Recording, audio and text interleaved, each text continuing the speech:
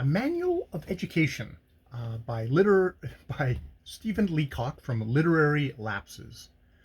A Manual of Education.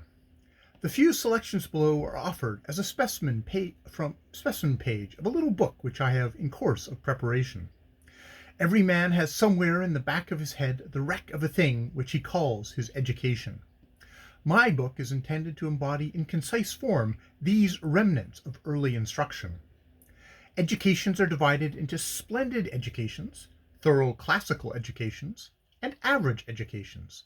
All very old men have splendid educations. All men who apparently know nothing else have thorough classical educations. Nobody has an average education. An education, when it is all written out on foolscap, covers nearly 10 sheets. It takes about 6 years of severe college training to acquire it.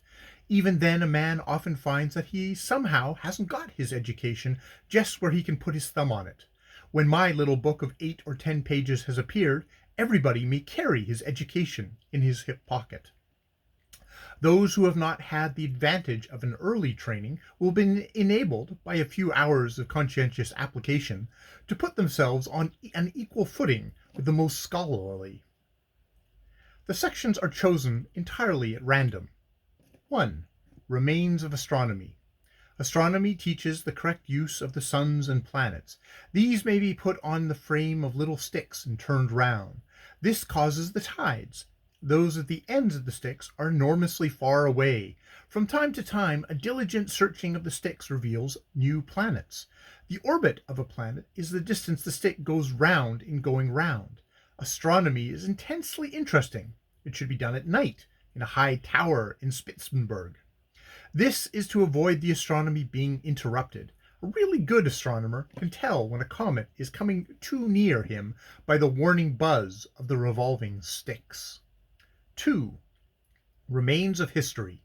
Aztecs. Fabulous race. Half men, half horse, half mound builder.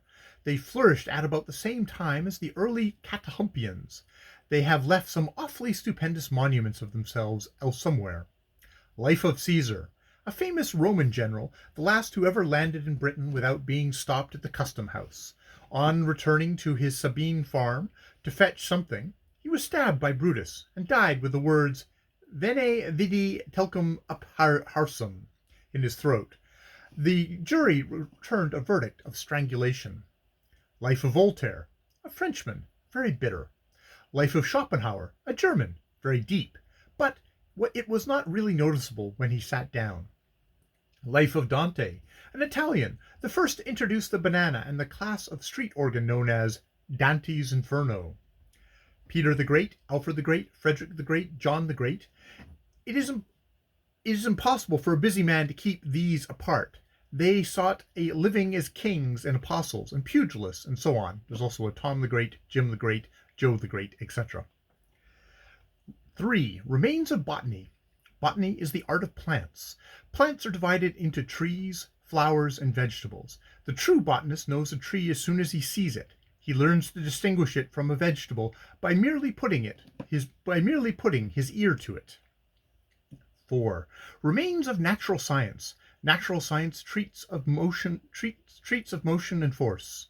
Many of its teachings remain as part of an educated man's permanent equipment in life. Such are: A. The harder you shove a bicycle, the faster it will go. This is because of natural science. B. If you fall from a high tower, you fall quicker and quicker. A judicious selection of a tower will ensure any rate of speed. C. If you put your thumb in between two cogs, it will go on and on until the wheels are arrested by your suspenders. This is machinery. D.